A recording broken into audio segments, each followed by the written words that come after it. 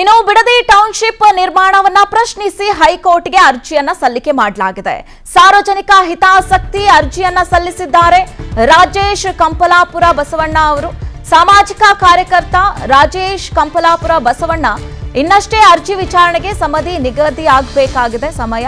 ಅಷ್ಟೇ ಅಲ್ಲದೆ ರಾಜ್ಯ ಸರ್ಕಾರದ ಮುಖ್ಯ ಕಾರ್ಯದರ್ಶಿ ಹಾಗೆ ಜಿಬಿಡಿಎ ಇನ್ನು ಕೆಐಎಡಿಬಿ ಸೇರಿದಂತೆ ರಾಮನಗರ ಡಿಸಿಯನ್ನ ಈ ಒಂದು ಅರ್ಜಿಯಲ್ಲಿ ಪ್ರತಿವಾದಿಗಳಾಗಿ ಅವರು ಉಲ್ಲೇಖವನ್ನ ಕೂಡ ಮಾಡಿದ್ದಾರೆ ಕಂಪಲಾಪುರ ಅವರು.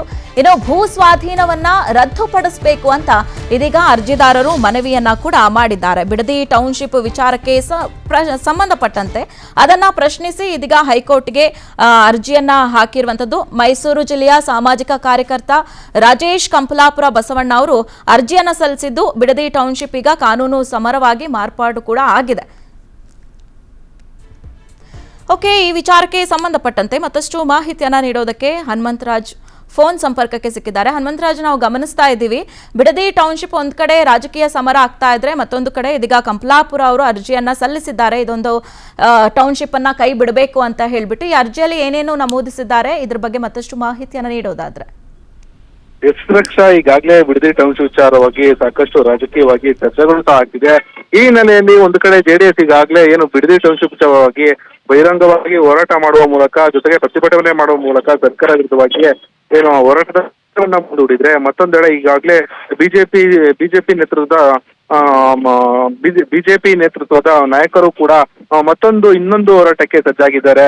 ಜೊತೆಗೆ ಈಗಾಗಲೇ ಏನು ಬಿಜೆಪಿ ಶಾಸಕರು ಹಾಗೂ ನಾಯಕರು ಈಗಾಗಲೇ ಬಿಡದಿ ಟೌನ್ಶಿಪ್ ಬಗ್ಗೆ ಒಂದು ಹಂತದ ಹೋರಾಟವನ್ನ ನಡೆಸಿದ್ರು. ಈಗ ಮತ್ತೊಂದು ಹಂತದ ಹೋರಾಟಕ್ಕೆ ಕೂಡ ಏನು ವಿರೋಧ ಪಕ್ಷದ ನಾಯಕ ಆರ್ ಅಶೋಕ್ ನೇತೃತ್ವದಲ್ಲಿ ಇದೀಗ ಮುಂದಾಗಿದ್ದಾರೆ. ಜೊತೆಗೆ ಒಂದೆಡೆ ಈಗಾಗಲೇ ರಾಜಕೀಯ ವಾಕ್ಸಮರಕ್ಕೂ ಕೂಡ ಬಿಡದಿ ಟೌನ್ಶಿಪ್ ಸಾಕ್ಷಿ ಆಗಿದ್ರೆ, ಮತ್ತೊಂದೆಡೆ ಈಗಾಗಲೇ ಮೈಸೂರಿನ ಪ್ರಿಯಾಪಟ್ಟಣದ ಸಾಮಾಜಿಕ ಕಾರ್ಯಕರ್ತರಾಗಿರ್ತಕ್ಕಂಥ ಬಸವಣ್ಣ ಎಂಬುವರು ಈಗಾಗಲೇ PIL ಸಲ್ಲಿಸಿದ್ದಾರೆ. ಯಾವುದೇ ಕಾರಣಕ್ಕೂ ಭೂ ಸ್ವಾಧೀನ ಪ್ರಕ್ರಿಯೆಯನ್ನ ಸಂಪೂರ್ಣ ಮಾಡಬಾರ್ದು, ಈಗಾಗಲೇ ಅದನ್ನ ರದ್ದುಪಡಿಸಬೇಕು ಅಂತ ಹೇಳಿದ್ದಾರೆ.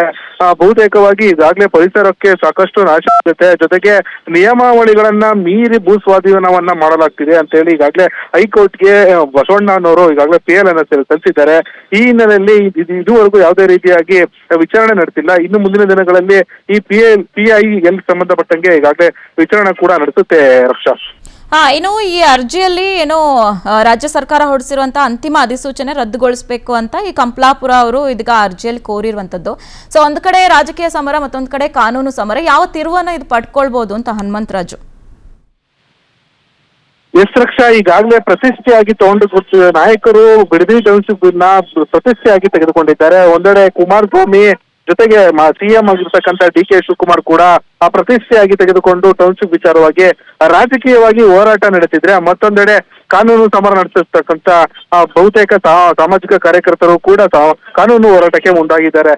ಈ ಹಿನ್ನೆಲೆಯಲ್ಲಿ ಬಿಡದಿ ಟೌನ್ಶಿಪ್ ಸಾಕಷ್ಟು ಏನು ಈಗಾಗಲೇ ಭೂ ಸ್ವಾಧೀನಕ್ಕೆ ಪ್ರಕ್ರಿಯೆ ಕೂಡ ಚಾಲನೆ ಕೂಡ ಈಗಾಗಲೇ ಜೋರಿಸಿದೆ. ಈಗಾಗಲೇ ಸಾಕಷ್ಟು ರೈತರಿಗೂ ಕೂಡ ಪರಿಹಾರದ ಮೊತ್ತವನ್ನ ಚೆಕ್ ಅನ್ನ ವಿತರಿಸುವ ಕೆಲಸಕ್ಕೆ ಸರ್ಕಾರ ಕೂಡ ಮುಂದಾಗಿದೆ. ಮತ್ತೊಂದೆಡೆ ಈ ಭೂ ಸ್ವಾಧೀನವನ್ನ ಕಂಪ್ಲೀಟ್ ಆಗಿ ರದ್ದು ಮಾಡಬೇಕು ಅಂತ ಹೇಳಿ ಸಾಮಾಜಿಕ ಕಾರ್ಯಕರ್ತರು ಕೂಡ ಈಗಾಗಲೇ PIL ಸಲ್ಲಿಸಿರೋದ್ರಿಂದ ಒಂದ್ ಕಡೆ ಕಾನೂನು ಸಮರ, ಮತ್ತೊಂದ್ ಕಡೆ ರಾಜಕೀಯ ಜಟಾಪಟಿಯಿಂದ ಬಿಡದಿ ಟೌನ್ಶಿಪ್ ಮುಂದಿನ ದಿನಗಳಲ್ಲಿ ಸಾಕಷ್ಟು ಕುತೂಹಲ ಮೂಡಿಸಿದೆ. ರಕ್ಷಾ, ಓಕೆ, ಧನ್ಯವಾದಗಳು ಹನುಮಂತರಾಜು ತಮ್ಮೆಲ್ಲ ಮಾಹಿತಿಗಾಗಿ.